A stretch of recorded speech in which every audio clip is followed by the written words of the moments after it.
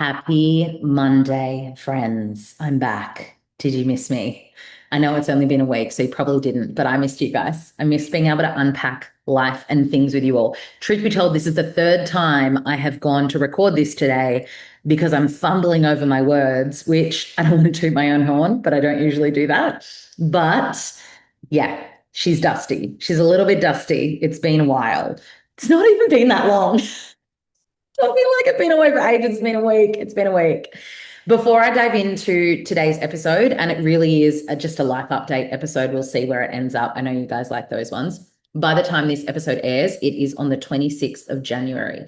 And I just want to share my deepest apologies, support, and acknowledgement of all of my First Nations, Aboriginal Australian brothers and sisters, listeners, clients, friends, that it just feels ridiculous that we even need to still be having this freaking, I want to swear, but this conversation that today is not the day to celebrate.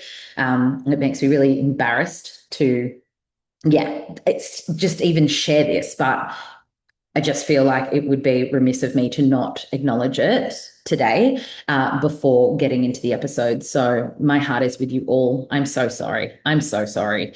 And yeah, it's just not okay. It's actually a really shitty part of being Australian, if I'm truly honest. And some people will be offended by me saying that, but I just honestly don't understand how, if a day is upsetting a collective of people, why are we not changing it? I just don't know. I genuinely can't wrap my head around it. And obviously, this podcast is around heart and love and acceptance and unity. And this is something that really impacts a lot of people close to me. And so I just wanted to acknowledge that before I dive into the episode today.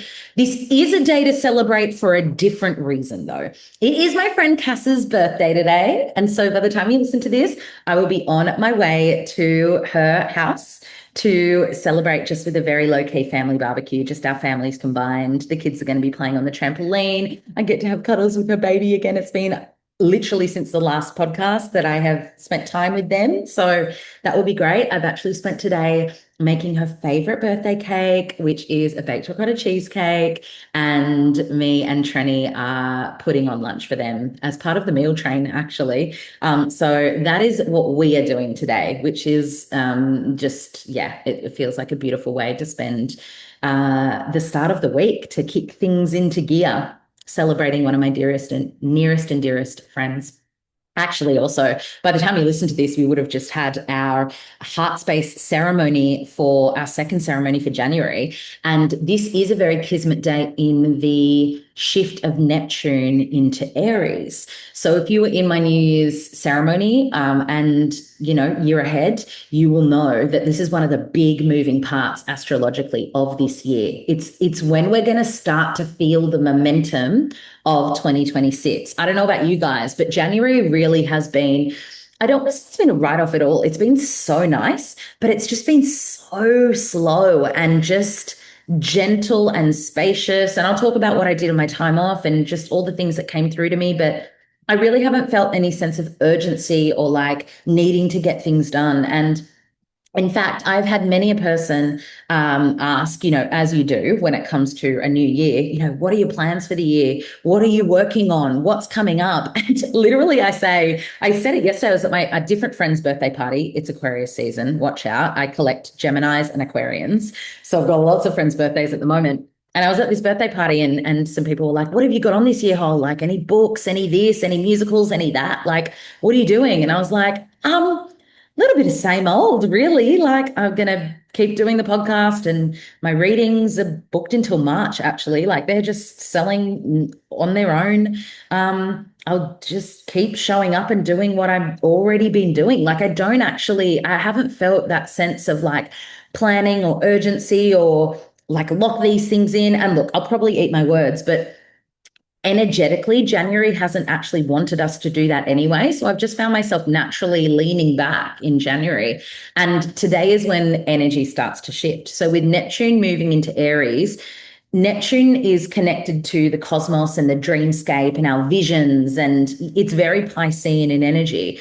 It's been hanging out in Pisces. So it's been hanging out in its kind of home sign for the last little while. It moving into Aries is this really powerful shift in Aries wants to get things done. Aries is all about our wants, our needs, and our desires. So when Neptune is transiting Aries, it's like, what do you want, need, and desire in your life? And how are you actually going to do it? Like, Pisces wants to dream the thing. Neptune wants to dream the thing and channel the thing and download the thing. Aries wants to do the thing. So you can look at it as almost like a maths equation. That's the way I look at astrology.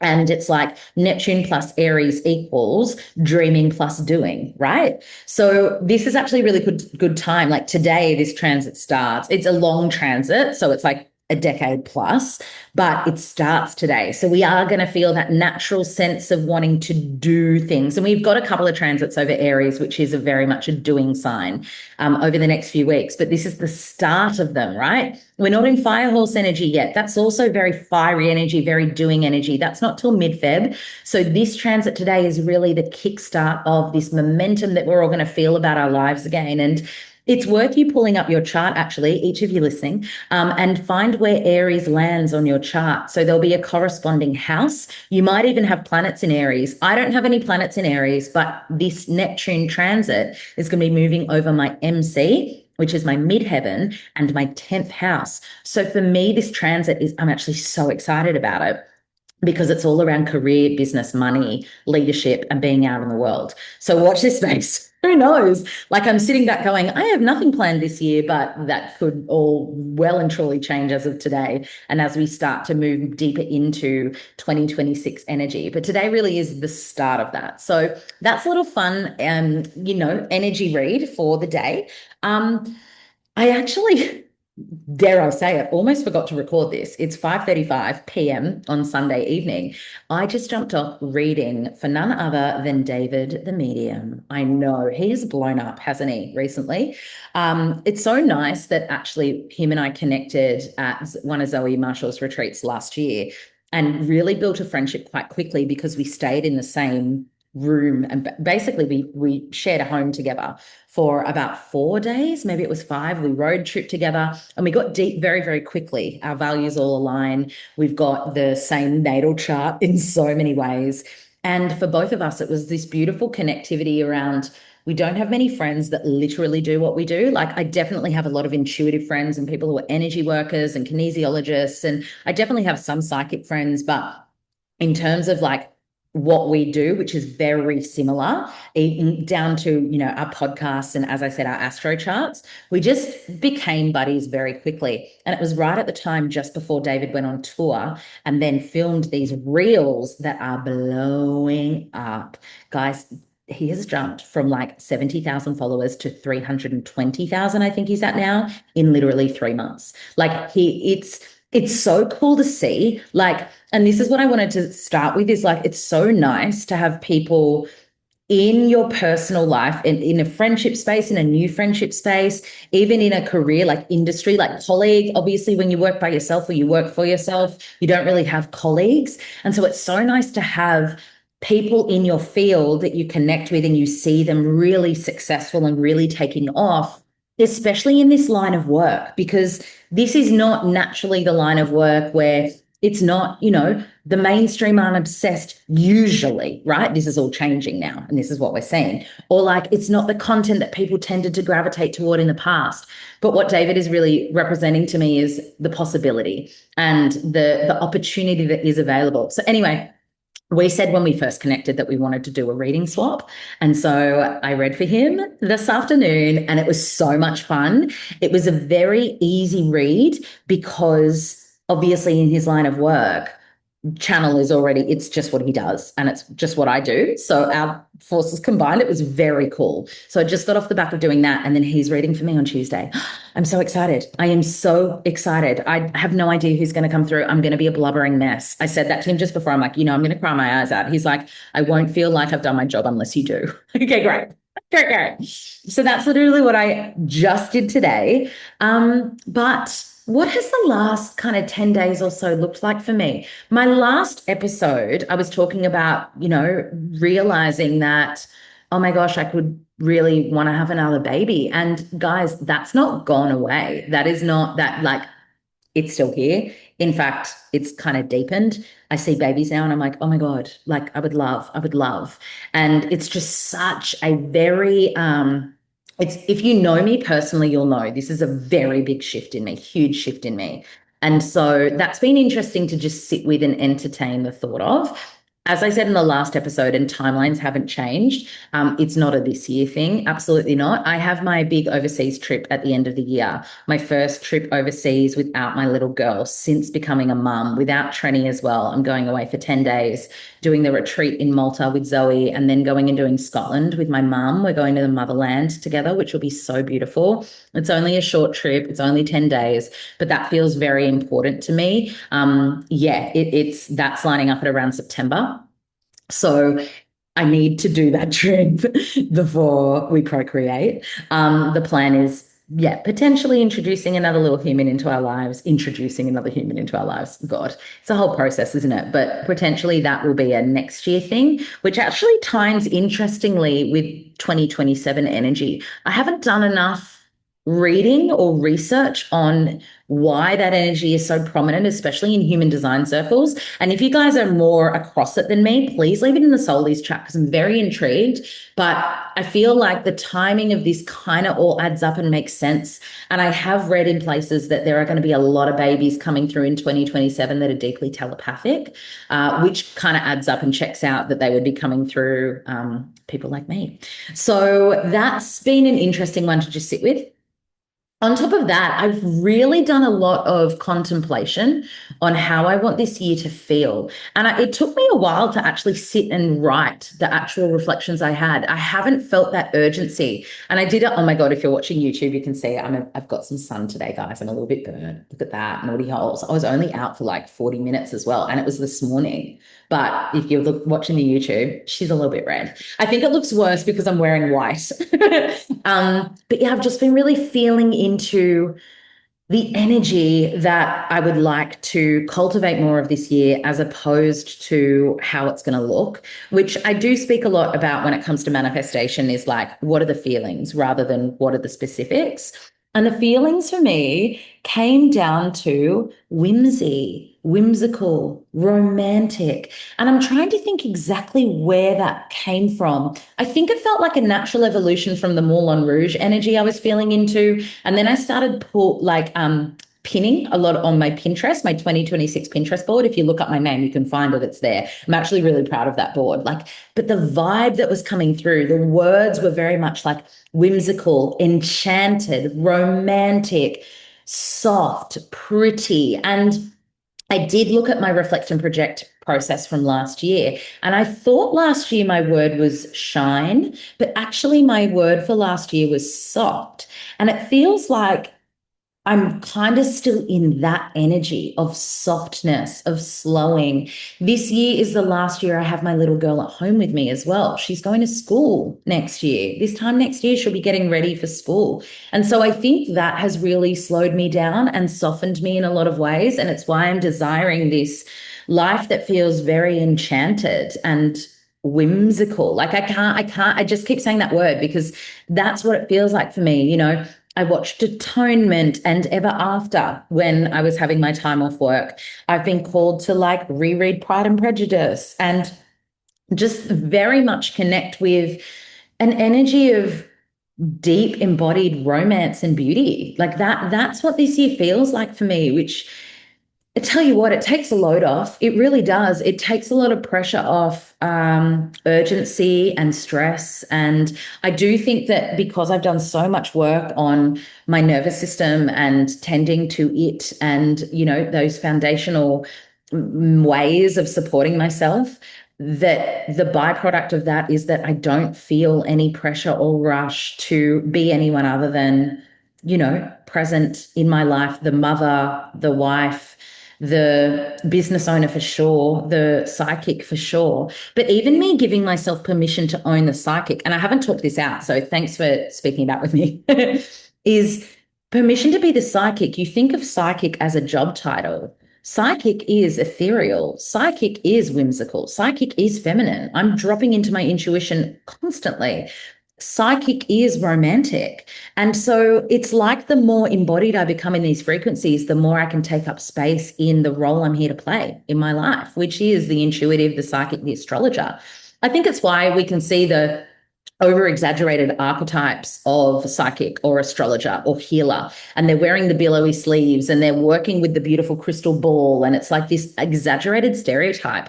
But actually, I think that that has diluted the credibility of this work as an art form that is seeped in romance and beauty. You know, does this make sense? It's making sense to me. It's like, oh, the more I embody the psychic, the more I desire romance and beauty and whimsical, because that is what it is to be psychic. So it actually feels like the whimsical nature, the kind of clothes that I love to wear, which I wear all the time anyway. It's just permission to be more fully expressed in who I've always been. It's like I don't need to be the girl that dresses in the, I don't know, the cool labels. Like, I don't even know what a cool label is. You know, if you guys have been around me for ages, you know that I have been a spell and tree of life girly for, I mean, tree of life since I was in high school. That's 20 plus years. Spell for as long as they've existed. Like, leaning more into that, like wearing all the rings on my hands, all of these things, like even down to my engagement ring that is, oh, actually, Trent and I had our 18 years. I'll talk about that. But even down to that, which is like however many years old, it's always been this part of me. And I guess there's this cohesion coming into play for me, fully owning who I'm here to be with my work in the world and being unafraid to be seen in my work in the world. And so fully embodying the whimsy as not as an archetype or a stereotype, but as truly who I am. So it's felt beautiful. And how nice, because to be whimsical is to be magical, and to be magical is to be magnetic. And magic and magnetism, this is where we create desire and dream. And actually, as I speak to that, if you're watching YouTube, you'll see my billowing lace sleeves. I'm doing a little wave. My new Tree of Life collaboration. Guys, I cannot tell you. This has been a manifestation that I didn't even know was a manifestation before I knew manifestation existed. I was wearing Tree of Life on mufti days at school in high school. Like, that is just me in a brand. Before Spell, it's been Tree of Life. It always is. It's where I go and spend my money and always have. And I still wear Tree of Life clothes that are like 10 years old to death. I love them. That brand is me to a T. And so on Boxing Day this year, I had this really strong intuitive pull that I needed to go in and buy some dresses from the Tree of Life sale, which I tend to do every year anyway and stock up on some dresses. And so I went in and I bought, I don't know, maybe two dresses and a skirt. Actually, I'm wearing the skirt now. And then I did my haul, which I think you guys will remember. I'm like, do you guys want to see my Tree of Life dresses? And so I did a reel. This is all intuitively guided. I promise there's meaning to the story. I did my reel styling that beautiful white Tree of Life dress. And at the same time, I actually joined David, of all people. David runs these 22 minutes to manifest workshops. And it's literally 22 minutes. You jump on the call. He had like 800 people on the call, guys. Like, it was insane. You can imagine that energy, so concentrated. And then we all meditate, and he takes us through a meditation, like a manifestation process. And I was like, what the hell? I'm going to do it. Firstly, I love supporting my friends in their work. Secondly, it was $22 and 22 minutes. Of course, I'm going to do that. And so this was like in the new year, a couple of days after the 1st of Jan. And I kid you not, that entire manifestation, I was focusing on going to my door, picking up a gifted package of Tree of Life clothing and unwrapping that package. That was my focus. And I've done a couple of Dr. Joe Medis from maybe December last year and then this month, where part of the vision is me receiving Tree of Life clothing as a gift from the brand. On the 11th of January, it had been like, I don't know, it hadn't even been a week since David's meditation. I get a DM from Tree of Life. Holly, we love your reel you did on New Year's, and we'd love to see if you wanted to receive some gifts from our first range of the year, Pirate Bride.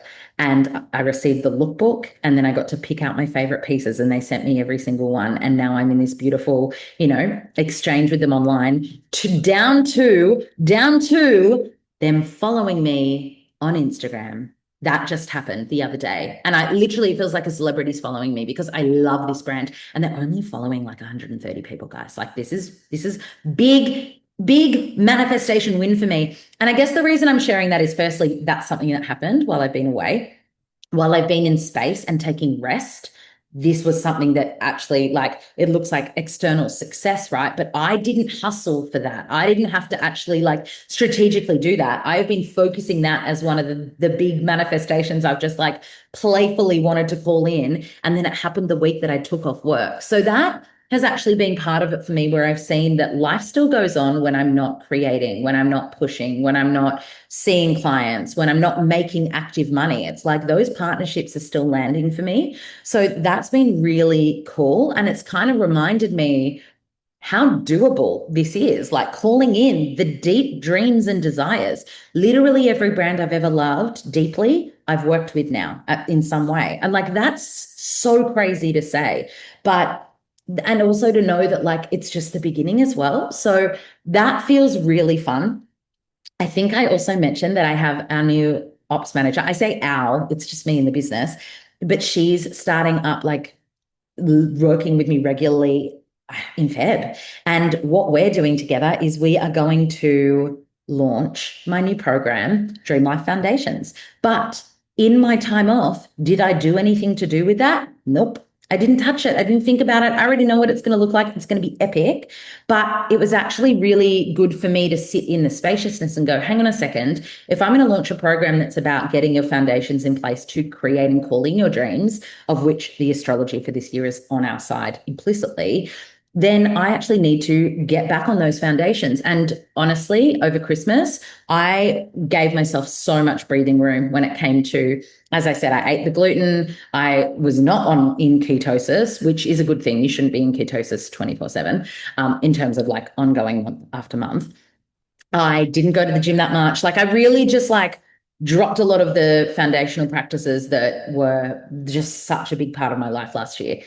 And I have felt the repercussions of that in recent kind of days where it's like, okay, I'm ready now to just polish up those foundations again, get back into my getting my circadian rhythm on track and starting to, yeah, definitely being gluten free again. I need to get my bloods done. Like all of those things are coming to the forefront for me. So it honestly feels like by the astrological new year, I'll be ready to hit the ground running when it comes to what I want to create this year. But there's been just a lot of just enjoying the frequencies and the energies of the whimsy and the romance and the watching the beautiful movies. And I'll tell you what I've been watching actually, side note.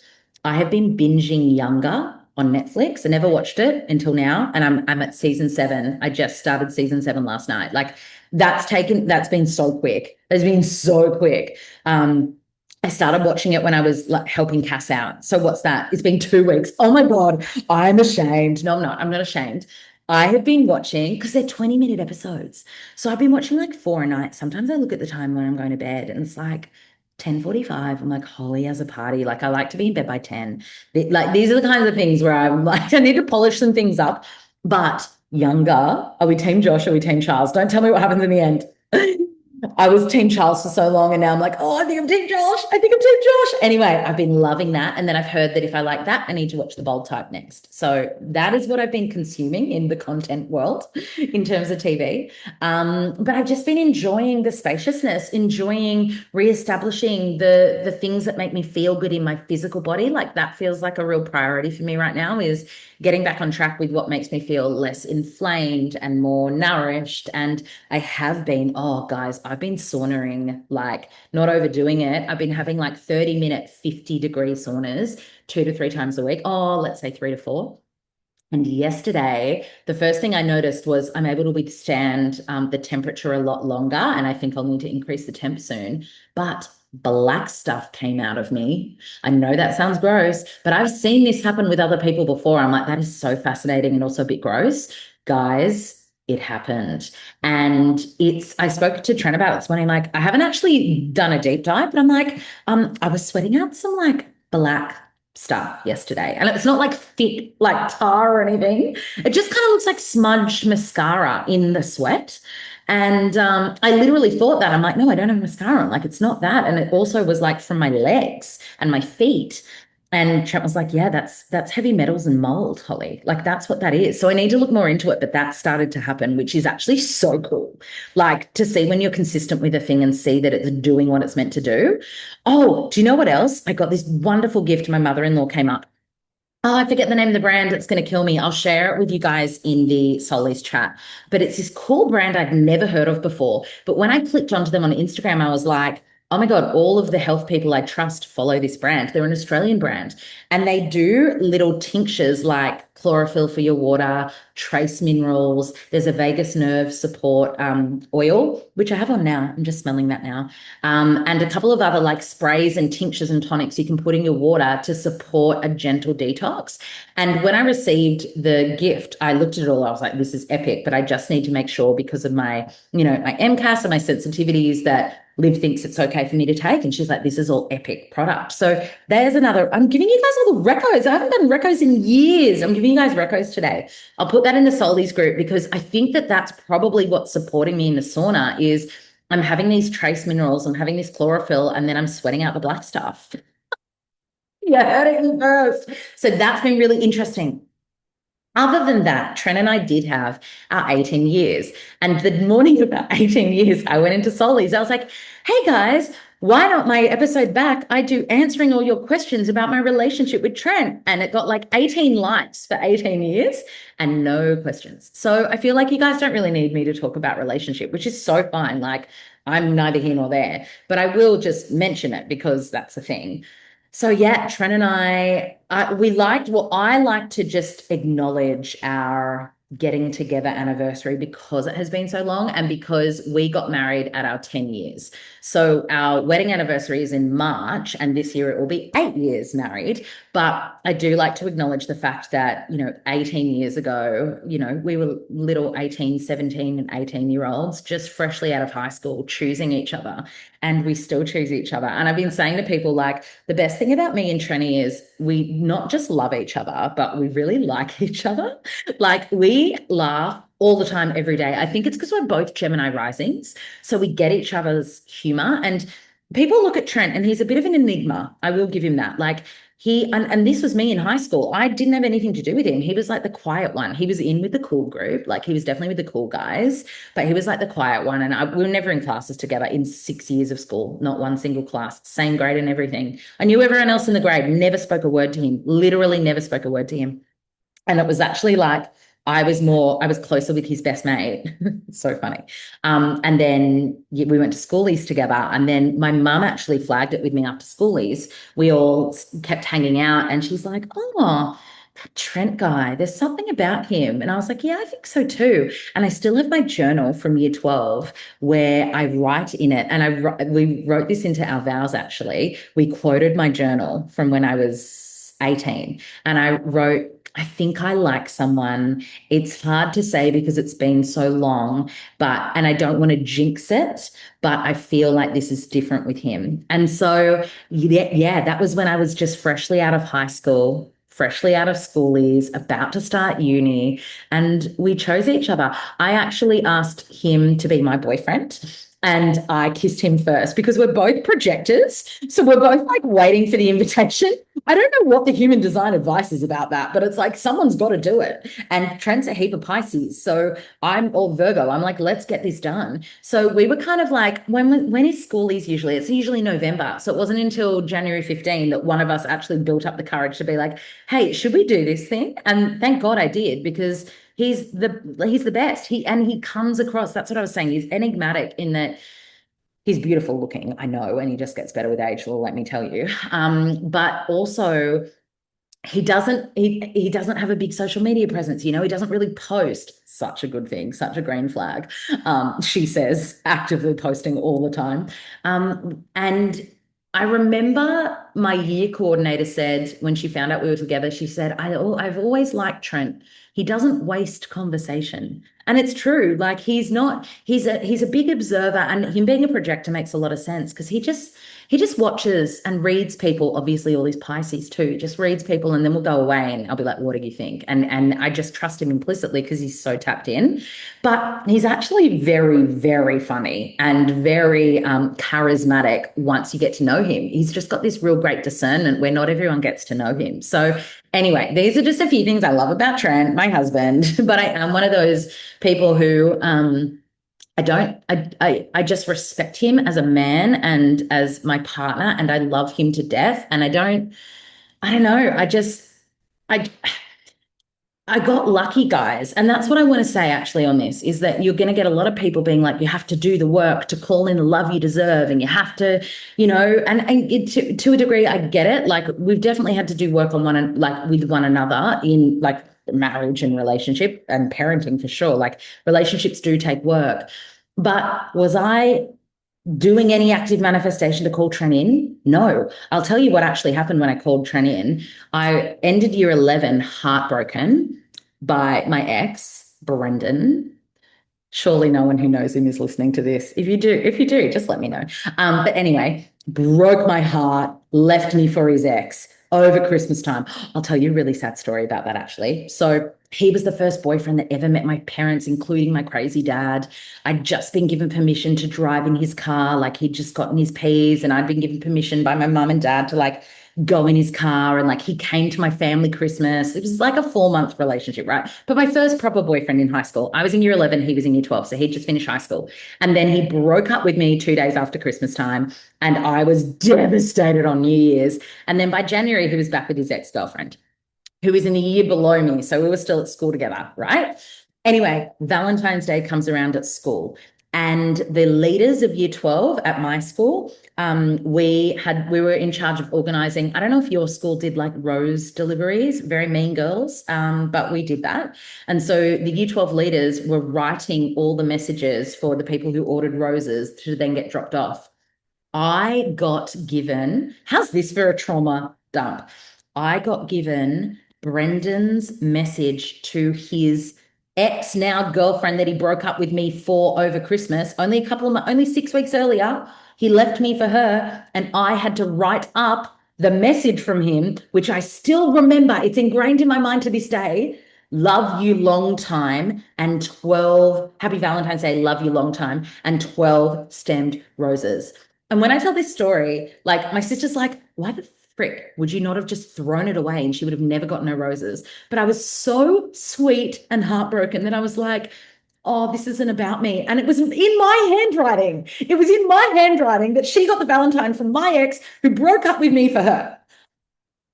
Anyway, why are we even talking about this? Oh, that's why. Because I did feel heartbroken. As much as I'm like, oh, I haven't really experienced any big heartbreak. I was only 17. Yeah, I was only 17. So, but ask any 17-year-old, it fucking hurts. And so that year, my goals, my manifestations, my intent, they were more my intentions were study hard for the HSC and get a UAI of a certain number or more, get my P's, and don't have anything to do with boys. I was done. I was like dead to me. I'm not dating. I'm not flirting. I'm pretty sure I did flirt. I have a Libra moon and I'm a Gemini rising and I'm a Leo. She's a flirt. I just can't help it. Okay. But anyway, I just made a commitment to myself that I'll have nothing to do with boys that year. And that was it. I wasn't allowed to kiss a boy. No, this is all my Virgo, right? Actually, come to think of it, this was when the Virgo South Node was moving over all of my Venus and Mars. I was going through a breakup. Shut up. I haven't joined these dots. And then I put rules on myself. That's so funny. Anyway, I got to the very end of the year, and the guy that I hooked up with was Trent's best friend. And then I met Trent. They came to schoolies, and it was actually Trent I fell for, not his best friend. Guys, this is a blast from the past. I hope you're having fun as much as I am reliving that. Anyway, that was 18 years ago. So you can imagine, have been through a lot since then. The biggest thing we've been through together and overcome, I think one of the big things was actually the shift that happens when you get married, to be honest. I don't know. I can talk about that in another episode. People think it's not even a thing. It's a thing. It's marriage is a portal like that. And that actually happened in both of our Saturn returns. And that's when I ran off to the Edinburgh Fringe Festival by myself in search of life's meaning. My Saturn return was so dramatic, so dramatic. And bless that man, he stayed by me through and through. He did not waver, even when like we'd just gotten married and I was like, I'm going overseas by myself. I also did my Vipassana, like a lot of like 10-day silent meditation retreat. A lot of my Saturn return was shit. I've never been alone before and I need to figure that out. And I'd just gotten married. And what if I'm never alone? And like, do I want to be on my own? And like that, truth, transparently, that was my Saturn return. And so I think that was a really big time in our relationship where thank God Trent was so patient with me and just let me wander. Like he let me figure my life out and I got to do those things. Yeah, with like within reason, obviously, but that was probably one of the bigger life moments in our relationship. And the other one for sure was becoming parents and being ships in the night for the first time. And like, keep in mind, we became parents 13 years into our relationship. We had been just us and our dogs for 13 years. And then that dynamic completely shifted when I became a mother and we became parents together. And it's only been now that we're like, I don't want to say back on track because we've always had each other and we've always been a team, but it's only now where we've like adapted to our new rhythm in a really beautiful way. So that's a little bit about our relationship. I love the man to death. I'm so lucky that I have him. And it's such a weird one for me, I will be honest, where it's like we've only ever been with each other. So was that the plan? Absolutely not. And I was saying this to my friend Simone, who does my lymphatic drainage the other day. I was saying it's so funny that, well, not funny, but more interesting that, you know, it wasn't the plan for me to meet someone, fall in love with them, and then be with them my whole life and have children with them. And like they be my one and only, my, you know, till literally till death do us part. That part scares me. And I think part of it is because I was so non-attached. Like I'd literally made that commitment. No boys, I'm over them. I got my heart broken. I'm done. And he landed when I wasn't looking. And I know you hear this all the time and it must be so frustrating to hear. So just tell me to shut up if you are someone who's searching for love in your life. But I reckon if Trent didn't land when he did, I would have just been forever single and I just wouldn't have cared. Like I just would have been like, okay, whatever. Like I saw how bad relationships were and how bad they could be. I was literally the girl in high school saying, I'm never getting married, I'm never having kids. Literally, ask my best friends, like my bridesmaids at my wedding were like, this is a shock to all of us. Like, I'm the one in the stable long-term relationship. It just wasn't going to be the thing for me. And I think that kind of worked in my favor. So I guess the reason I'm saying this is a lot of it is luck and non-attachment for me.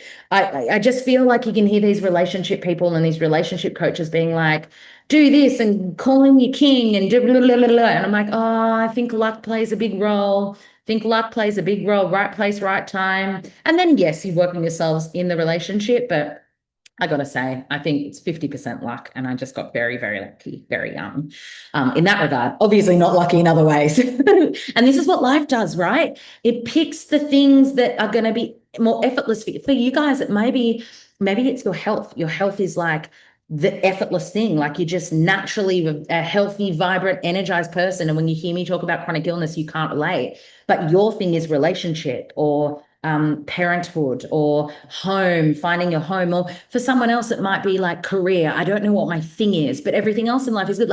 Like this is the thing. We no one goes through life, and actually didn't think this conversation was happening, but we've all got life areas that are going to be more challenging for us than other people in our lives, but then they're going to have their areas where they might be easier for you. And it's like a not tit for tat comparison.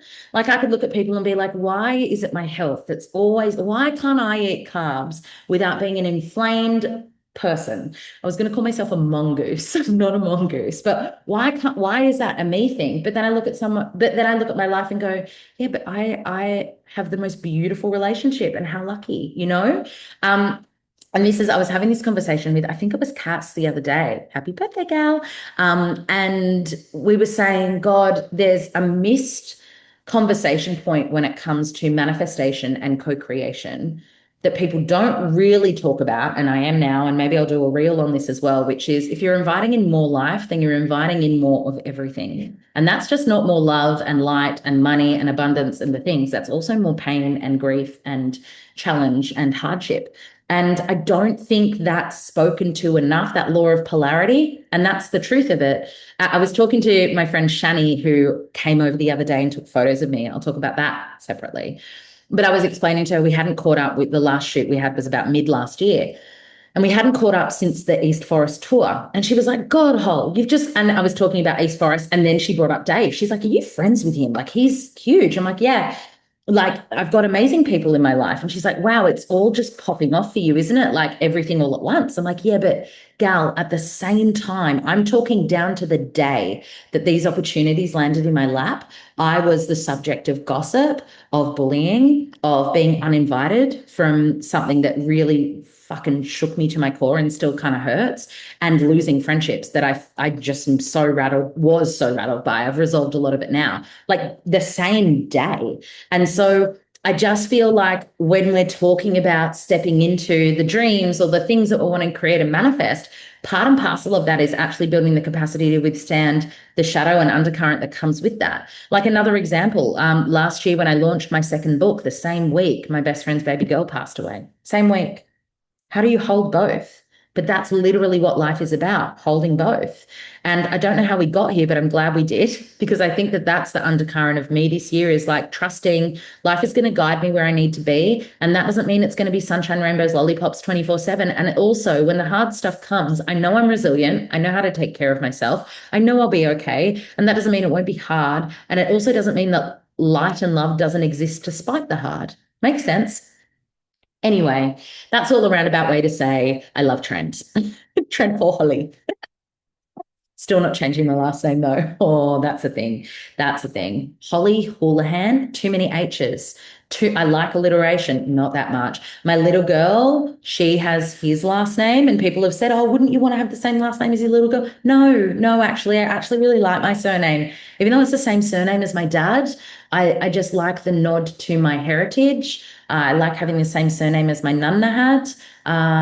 Yeah, I like it. I like it. I even did the numbers for my Holly Houlihan versus Holly as a party, and Holly Houlihan is better for me, but I still can't do it. Maybe that'll change one day. I don't know. So I had a photo shoot this week. So my friend Shani's like, can I just come over and play? We've been shooting for 7 years. Shani was a manifestation of magic. I think that's how we met. She sat manifestation of magic. She moved up to Currumbin. Oh, I'm telling Shani, everyone where Shani lives. I mean, everyone knows she's on the Gold Coast. It's fine. So she moved up here. I moved up here, and she's been shooting me. She's been my go-to photographer for like 7 years since we lived in Sydney. And so we just get each other. And she was like, how about we just have a day where I come and do an at home with Holly shoot? And she literally just flied on the wall. It was a mum day. So my little girl was home with me. That's so Leo of me, isn't it? Hey, child, watch mummy do a photo shoot all day in our house. But she actually got into it. Little Sag Queen, we got some beautiful photos. Guys, I wish I could show you her face. I wish I wasn't such a, private mum with her, because my child, I know every mother says this, my child is so freaking cute. She's so gorgeous. She's so beautiful. Like and she's also funny and all the things, but these photos, that's what I'm getting at. Like, my God, these photos, I wish you could see them.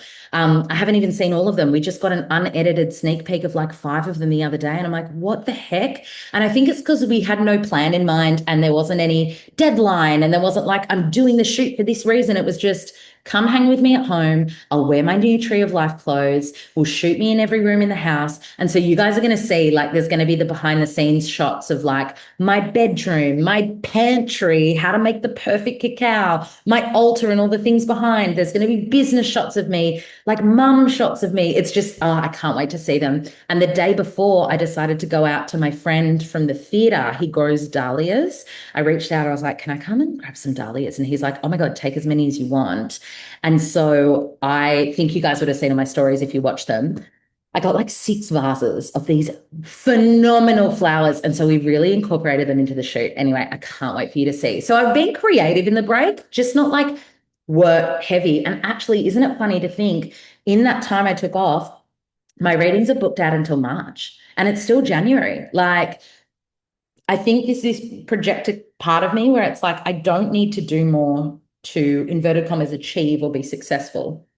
I get to tend to myself. And so I've actually scheduled more breaks through the year. So we go to Fiji as a family in May. And usually when I go away, I'd still like manage to like record the podcast. It's just not going to happen.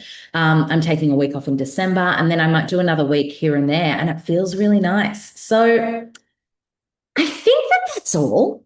Have I missed anything from the break? No. What's coming up for me this week? Oh, do you know what I have done? Oh, it's very much, I'm in very much in mum mode at the moment, as you can probably tell. I've enrolled my little girl into dance classes. And yesterday I put her on a wait list for another school up here. So they feel like big things. And I really do think underneath it all is this like desire to make the most of this year with her. And this it just feels deep down that this is the final year of just her and me. And so it feels big. And that's why I'm really enjoying leaning into doing less to have more space to be with her. That feels really special. And also making the most of this year being the year that before I potentially, if I'm lucky enough, go back into that vortex of like pregnancy and postpartum and birth and all the things. And I've been thinking about it. And with my little girl, I never shared it the first time around because I didn't want to receive unsolicited advice. So this time around, I will be sharing and I will be talking and I will be inviting you all into the experience. So I think that that is another part of this year for me is like just making the most of it being just me and her at home and yeah, like being a mum and also the inverted commas freedom that I have been allowed in having only one child and the age she's at. Like I'm going down to Sydney in a few weeks because it will be a year from my best friend's little girl's passing. So I'll be doing running a ceremony on the beach for us all. And then I've got, yeah, these trips lining up, a few of them solo, which feels good. It's like, let's do these things before we get back into like rolling up our sleeves and here we go again, which I'm actually really looking forward to. Anyway, guys, it's good to be back. It's good to be in your ears. I will be landing in your ears on Wednesday for a vibe check, and I will see you in the Soulies group as well.